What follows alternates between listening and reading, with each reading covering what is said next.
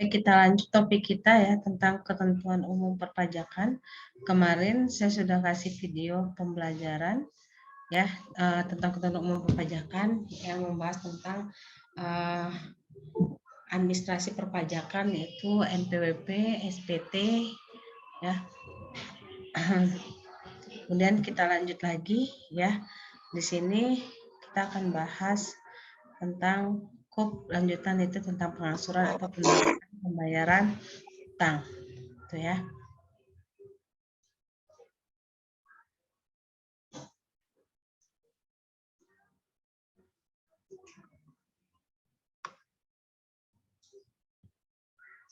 Baik, di sini dalam pengangsuran atau penundaan pembayaran utang pajak ya, ada beberapa yang harus diperhatikan dari si wajib pajak. Pertama, wajib pajak jika mengalami kesulitan likuiditas atau mengalami keadaan force majeure ya, sehingga tidak dapat memenuhi kewajiban pajaknya tepat waktu, dan juga dia akan mengajukan permohonan mengangsur atau menunda pembayaran pajak.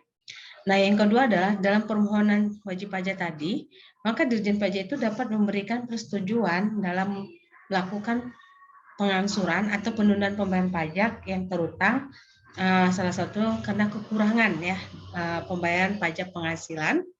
Ya, di sini paling lama yaitu adalah 12 bulan. Nah, kalau kita lihat di sini pengangsuran penundaan pajak itu dikeluarkan dari adanya SKP surat ketentuan pajak, kemudian surat ketentuan putusan, dan terakhir adalah pajak penghasilan pasal 29. 29 itu adalah kekurangan dalam pembayaran pajak.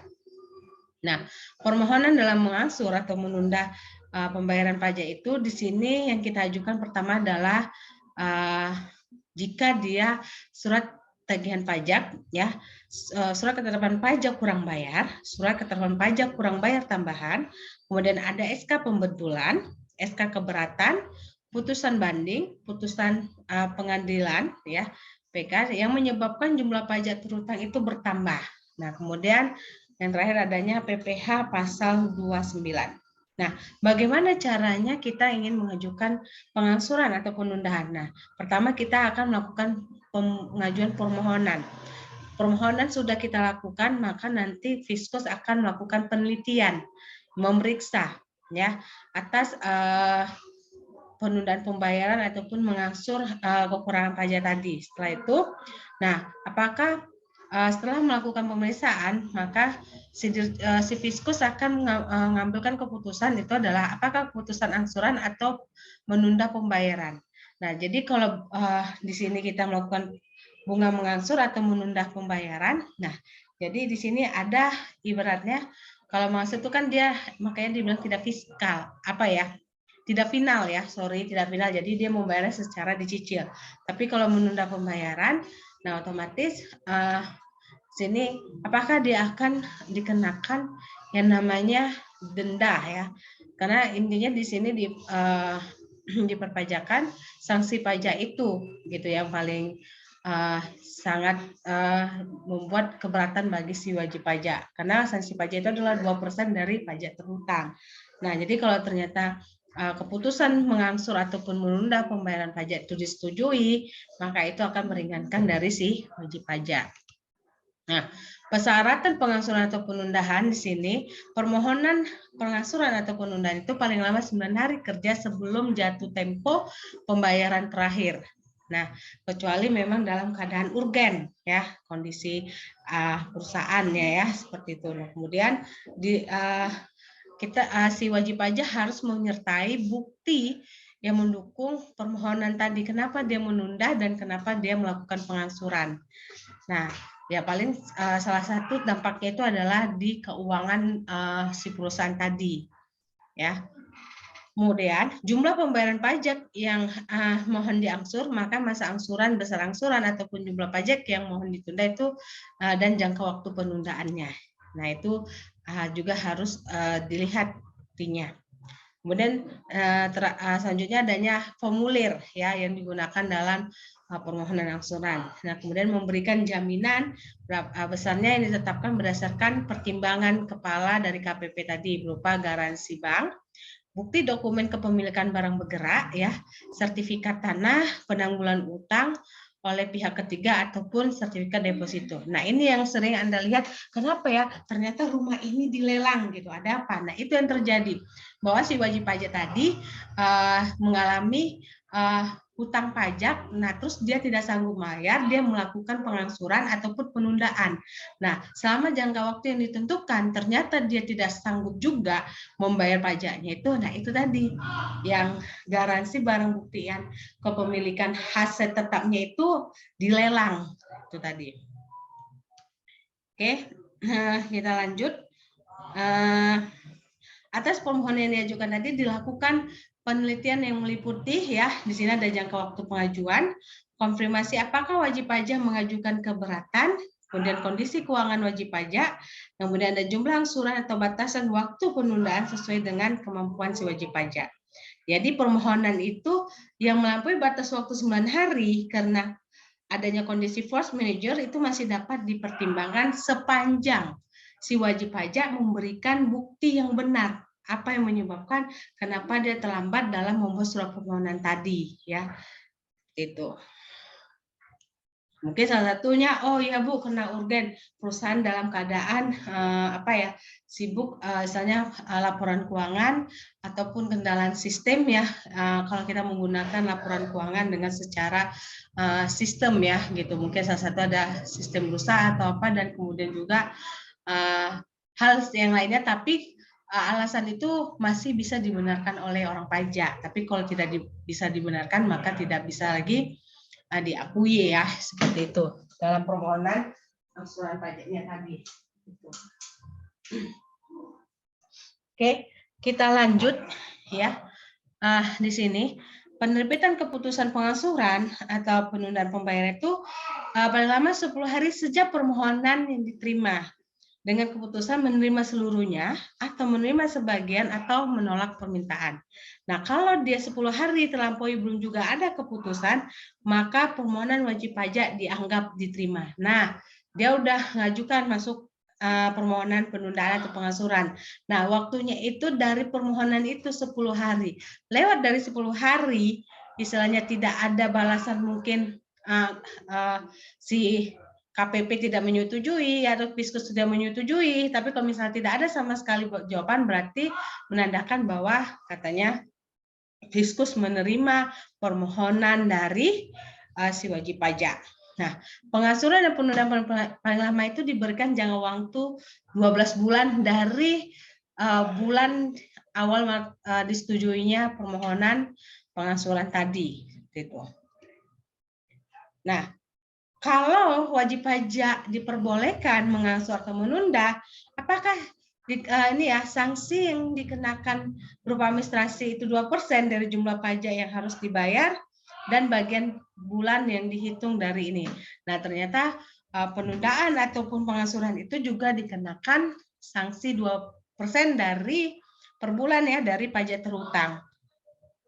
Nah, juga di sini berdasarkan Undang-Undang Pasal 19 Ayat 2 Undang-Undang KUP, bahwa pajak yang dibayar berdasarkan keputusan angsuran atau penundaan ditambah dengan bunga 2% per bulannya. Jadi udah kena sanksi administrasi dan kena juga bunga, ya, 2%. Nah, ini ada contoh kasus, ya. Ini kasusnya lama di tahun 2009, ya. Dia dikeluarkan surat ketetapan pajak kurang bayar, SKP KB. Ya, SKP KB. Nah, jadi 1.120.000. Nah, di sini dibolehkan mengangsur 5 bulan. Nah, per bulannya adalah 224.000. Nah, sanksi administrasinya itu adalah angsuran pertama 2% dari pajak terutang yang di awal. Nah, kemudian angsuran yang kedua adalah sisa berapa lagi pajak terutang dia bunganya. Seterusnya seperti itu juga. Nah, kemudian yang kalau dia menunda, ya, menunda pembayaran pajaknya, maka sanksinya itu adalah menundanya itu seberapa lama. Nah, kalau kita lihat di sini, dia menundanya dari Februari sampai bulan Juni 6. Nah, hitungannya adalah 5 bulan. 5 bulan dikali 2% dikali besarnya pajak terutang tadi, SKP KB tadi. Nah, besarnya adalah 112.000. Baik, kita lanjut di pembukuan dan pencatatan. Nah, pembukuan di sini adalah proses pencatatan dilakukan secara teratur, kemudian dia mengumpulkan data dan informasi keuangan yang meliputi harta, kewajiban, modal, penghasilan biaya, serta jumlah harga perolehan dan penyerahan barang ataupun jasa yang ditutup dengan menyusun laporan keuangan berupa neraca dan laporan laba rugi ya untuk periode tahun pajak tersebut. Nah, wajib pajak orang pribadi yang melakukan kegiatan usaha atau pekerjaan bebas dan wajib pajak badan di Indonesia wajib menyelenggarakan pembukuan. Nah, itu terdapat pasal 28 ayat 1 Undang-Undang KUP. Nah, syarat penyelenggaraan pembukuan di sini yang pertama kita harus melakukan itikat baik. Yang kedua, di Indonesia memang dia menggunakan huruf Latin, angka Arab, juga ada menggunakan uang rupiah, bahasa Indonesia, dan lain yang diizinkan. Kemudian prinsip taat ajas dengan cash basic ataupun accrual basic. Nah, minimal terdiri dari pencatatan mengenai kewajiban harta, ya, ataupun modal penghasilan dan penjualan dan pembelian. Dia menggunakan sistem, ya standarnya ada SAK, standar akurasi keuangan, ke luar negeri GAAP, ya. Itu kemudian di sini menggunakan buku, ya, catatan dokumen dan lainnya wajib disimpan 10 tahun di Indonesia. Nah, selanjutnya wajib pajak badan wajib melakukan pembukuan. Nah, sedangkan ini juga wajib orang pribadi. Nah, jika penghasilannya itu lebih kecil dari 4,8 miliar ya dalam setahun ya, berarti kita ngelihat lagi ketentuan sekarang ini ya, itu dapat memilih menyelenggarakan pembukuan ataupun pencatatan. Tapi saran Ibu, apapun terjadi, tetap juga kita punya usaha, kita tetap harus melakukan pencatatan ataupun pembukuan. Ya, tujuannya adalah untuk melihat keberlangsungan dari si perusahaan tadi. Baik. Nah, pencatatan di sini terdiri dari data yang dikumpulkan secara teratur. Ya, baik dari tentang jumlah penerimaan penghasilan dari si perusahaan tadi, ya, kemudian dari situ kita bisa mengetahui dasar dalam menghitung pajak, termasuk adalah pajak yang bukan objek dari pajak itu tadi, ya, di mana ternyata penghasilan itu bukan merupakan penghasilan yang termasuk dalam objek pajak. Di sini diatur dalam Pasal 28 ayat 9 Undang-Undang KUP, yang di sini sifatnya itu adalah final. Nah, kemudian wajib pajak orang pribadi yang punya usaha, ya, harus melakukan atau pencatatan di mana kalau dia punya peredaran atau penerimaan usaha bruto, penerimaan penghasilan lain, dan penghasilan yang bukan pajak ataupun yang dikenakan bersifat final. Nah, kalau kita lihat di sini, ini dia kewajiban pembukuan dan pencatatan, ya, wajib pajak orang pribadi maupun badan. Nah, badan wajib, perusahaan badan wajib melakukan pembukuan. Nah, kalau orang pribadi, nah dia melihat dari penghasilannya. Kalau penghasilannya lebih kecil dari 4,8, dia harus melakukan pembukuan pencatatan. Nah, tapi kalau di atas 4,8 itu wajib melakukan pembukuan. Baik, kita masuk di pemeriksaan dan penyidikan. Nah, di sini kenapa terjadi pemeriksaan? Nah, karena ternyata si wajib pajak tidak patuh dan taat dalam administrasi perpajakan. Ya, jadi dalam pembayaran pajak dia mengalami kesalahan dalam perhitungan pajak. Nah, itu yang menyebabkan akhirnya bahwa dia mendapatkan surat ketetapan pajak, baik dia kurang bayar tambahan, ataupun ternyata lebih bayar. Nah, tadi yang kurang bayar atau kurang bayar tambahan, nah di sini wajib pajak diberi keringanan dengan cara melakukan pengangsuran atau penundaan. Tapi dengan syaratnya itu tadi ya, harus ada bukti yang jelas dan aset kepemilikan dari si perusahaan yang bisa dijadikan barang bukti ya. Nah, kemudian itu dimulai itu ketahuannya kita bahwa adanya surat ketetapan pajak itu bahwa si Fiskus melakukan pemeriksaan. Jadi setiap tahun wajib pajak badan yang kita tahu di bulan April ini 30 April itu terakhir pelaporan SPT badan. Nah, kalau orang wajib pajak orang pribadi itu SPTOP-nya itu di 31 Maret kemarin. Nah, itu sudah dilaporkan. Maka setelah itu pekerjaan Fiskus adalah melakukan pemeriksaan atas SPTOP ataupun SPT badan. Nah, dilakukan pemeriksaan. Jadi memang terkadang dia dummy ya gitu. Apakah semuanya orang pajak akan mampu memeriksa laporan wajib pajaknya? Nah, kita nggak tahu. Tapi mungkin lama-lama akhirnya kalau dengan ketentuan dulu dummy, akhirnya terkadang secara acak ya, tapi mungkin terakhir sekarang juga udah lebih masing-masing lebih rinci ya, wajib dilaporkan. Nah, setelah diperiksanya, ketemuan nih salah satu wajib pajak orang pribadi atau nanti wajib pajak badan gitu. Setelah diperiksa ternyata mengalami itu tadi, keluarlah keputusan ketetapan pajak. Ya, tapi sebelum SKP itu keluar, nah kalau memang ternyata dilakukan pemeriksaan dari si wajib pajak, ya, bahwa si perusahaan A mengalami kurang bayar. Nah, maka si Fiskus KPP tadi akan memanggil wajib pajak badan tadi.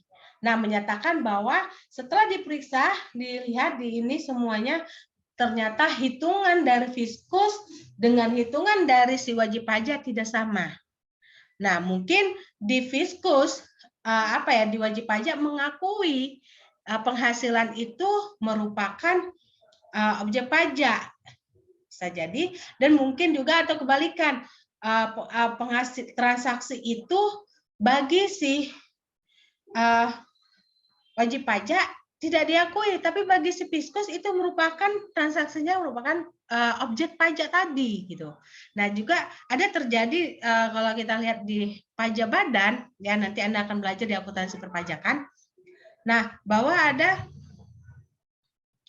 biaya-biaya yang tidak diakui oleh Fiskus, tetapi biaya itu diakui oleh si wajib pajak. Kenapa? Karena kalau kita menghitung laba bersih adalah penghasilan kurang beban. Ya kan? Semakin banyak beban yang diakui akan mengurangi laba kotor. Nah, jadi nggak semua beban itu bisa diakui untuk mengurangi penghasilan. Itu di laporan fiskal itu tadi. Nah, jadi terjadi kesalahan dalam perhitungan penghasilan kena pajak tadi. Itulah yang menyebabkan si Fiskus memanggil wajib pajak tadi. Nah, dimulailah audiensi terhadap si Fiskus dengan si wajib pajak. Ya. Nah, setelah mereka mengaudiensi, mereka mengatakan bahwa ternyata ini tidak diakui, tidak bisa mengurangi dari penghasilan tadi. Ya, sehingga laba kotor itu makin bertambah besar dan sehingga penghasilan kena pajak itu semakin besar juga ya dikalikan dengan tarifnya. Jadi si Fiskus merasa si wajib pajak merasa itu diakui bisa mengurangi penghasilan tadi gitu, karena biaya itu tadi membantu kegiatan operasional, tapi si Fiskus menyatakan itu tidak gitu. Nah, akhirnya berunding kalau ternyata si wajib pajak mengakui kesalahannya, maka dengan sepakat wajib pajak dengan Fiskus menetapkan ya surat ketetapan kurang bayar itu tadi. Ya, jadi tidak semerta-merta si Fiskus langsung mengeluarkan SKB-KB. Ya, SKP-KB, surat ketetapan pajak kurang bayar. Karena nanti ada pemeriksaan, penyelidikan dan runding tadi. Ya, nah ternyata setelah ini udah keluar, akhirnya berubah pikiran lagi gitu. Berubah pikiran lagi si wajib pajak. Pernahkah terjadi? Ada. Ya, gitu. Jadi makanya terjadi kekurangan bayar ataupun lebih bayar itu juga akan diperiksa, nggak sembarangan itu tiba-tiba laporan SPT badan si wajib pajak itu ternyata lebih bayar dan langsung dikembalikan uangnya, tidak diperiksa dulu. Nah, ternyata memang benar tahun pajak di 2022 si wajib pajak mengalami lebih bayar. Setelah itu apakah dikembalikan, Bu? Wajib pajak si Fiskus akan memeriksa wajib pajak di tahun 2001. ya 2022, 2001 tidak ada masalah, balik ke 2020 sampai nantinya di mana itu kalau tidak ada maka benar ternyata lebih baik itu akan dibalikan ke nomor rekening si wajib pajak. Nah kalau kita lihat di sini ya aturan lebih ininya. Nah makanya produk hukum dalam surat keterangan pajak adalah surat tagihan pajak, surat ketetapan pajak kurang bayar tambahan, lebih bayar, dan nihil, dan surat pemberitahuan pajak terhutang. Nah, ini kalau kita lihat di sini surat tagihan pajak, ya, bahwa surat melakukan tagihan pajak atau sanksi administrasi berupa bunga ataupun denda. Ini tata cara dalam penerbitan STP ya, surat tagihan pajak. Nanti mungkin tinggal dibaca ya salah satunya. Nah, surat tagihan pajak ya muncul setelah dilakukan pemeriksaan dan penyelidikan, maka kedua belah pihak menyetujui, maka keluarlah surat tagihan ke SKP tadi kurang bayar, maka surat tagihan pajak tadi. Ini ada contoh kasus ya. Ini memang kasusnya di tahun pajak yang lama. Jadi kita disesuaikan ya, menyesuaikan pajak itu tahun pajaknya dengan peraturan pajak yang terbaru. Misalnya yang terbaru misal 2020 apa yang terbaru. Nah, itu catatan untuk Anda mengetahui tentang undang-undang perpajakan ya, ketentuan perpajakannya. Kemudian ini dia SKP KB surat keterangan pajak kurang bayar tadi. Nah, jadi kalau ternyata setelah di ini memang dia mengalami kurang bayar, maka dia harus melakukan pembayaran kurang bayar tadi. Ini SKP ini terbitkan ya, misalnya ini catatan contohnya kasus ya, nanti bisa yang dibaca ya. Nah, SKP KBT, surat ketetapan pajak kurang bayar tambahan. Nah, apalagi Bu, udah kurang bayar ke kurang bayar tambahan. Nah, ini terjadi apabila wajib pajak mengalami banding kembali. Banding, nggak percaya dia dengan kekurangan pajak tadi. Nah, makin diperiksa, dibuka lagi ya semua bukti, baik tentang bukti penghasilannya dan bukti pengeluaran atau biaya yang dikeluarkan oleh perusahaan, ternyata makin terjadi kesalahan lagi. Nah, muncullah namanya kurang bayar tambahan. Itu tadi. Ya, karena terjadi banding, nggak merasa nggak yakin, akhirnya si Fiskus memeriksa kembali. Gitu ya. Dengan aturan-aturan tentunya. Nah, jadi memang intinya kita harus tahu syaratnya untuk SPT badan itu adalah biaya apa saja yang diakui. Nanti ada belajar biaya deduktif dan induktif. Ya kan? Jadi kita harus tahu. Nah, kemudian transaksi yang dilakukan oleh perusahaan ini apakah termasuk dalam objek pajak? Sudahkah Anda melakukan kepatuhan dalam pembayaran pajaknya? Tergantung dari jenis penghasilan si perusahaan tadi. Nah, dia masuk di jenis pajak penghasilan berapa? Pasal 21, 22, 23, 24. Itu.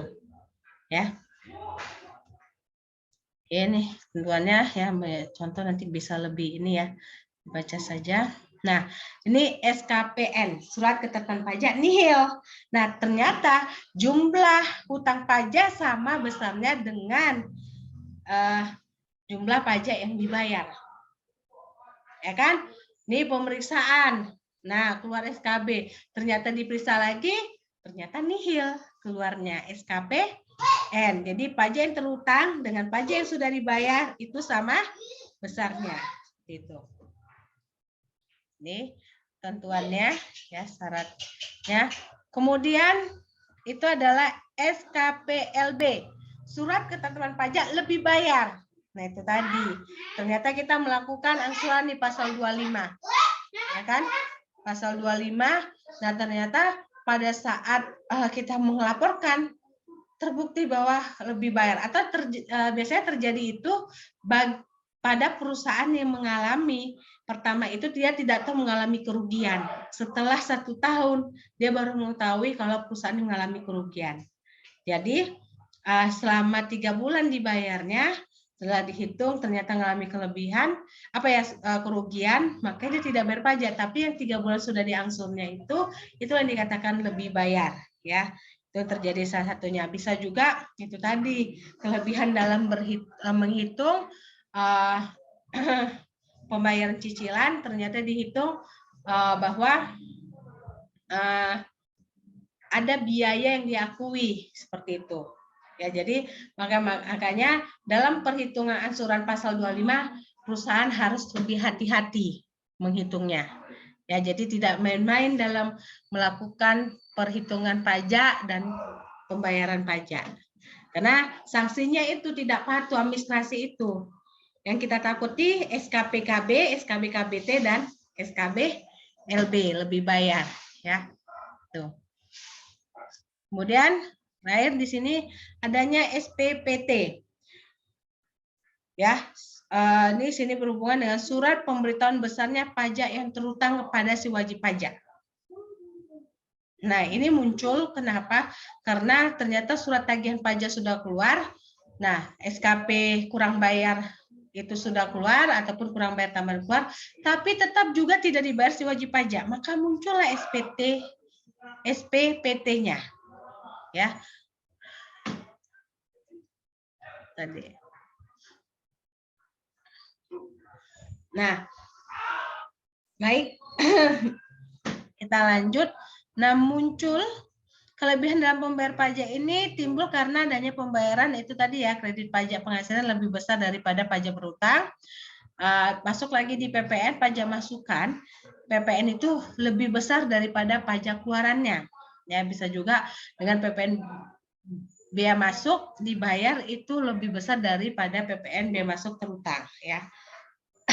Kemudian ada pembayaran pajak yang seharusnya tidak terutang, ya, ada SKB keberatan, SKB kebetulan, ya.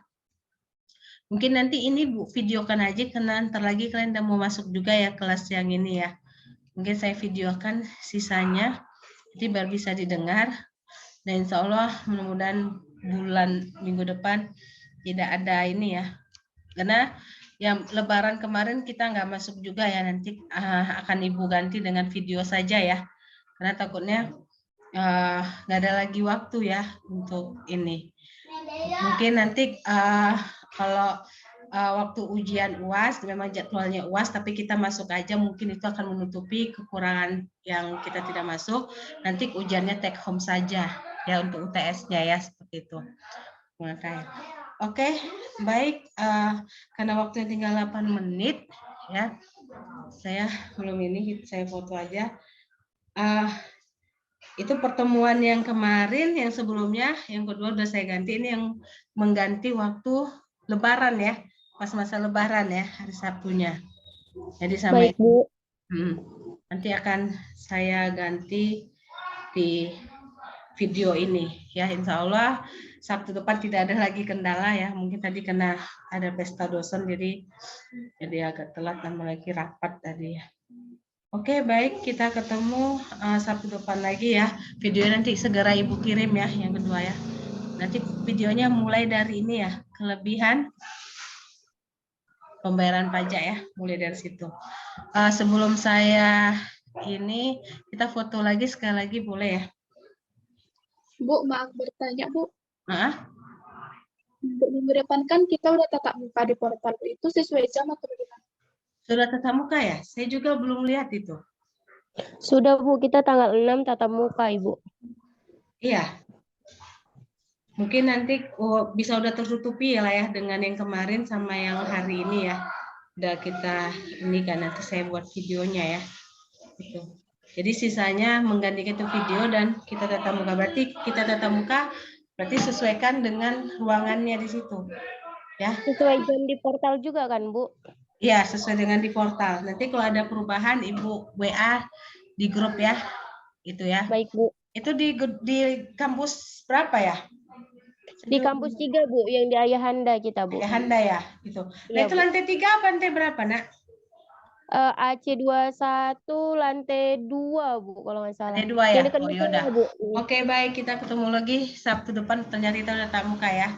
Mungkin kita rangkum situ ya untuk berikutnya. Tapi nanti sisanya itu saya videokan nanti. Jika kalian ada yang mau bertanya dengan topik yang kemarin, bisa insya Allah kita bahas minggu depannya semua. Oke, baik ya. Terima kasih. Assalamualaikum warahmatullahi wabarakatuh. Ketemu lagi.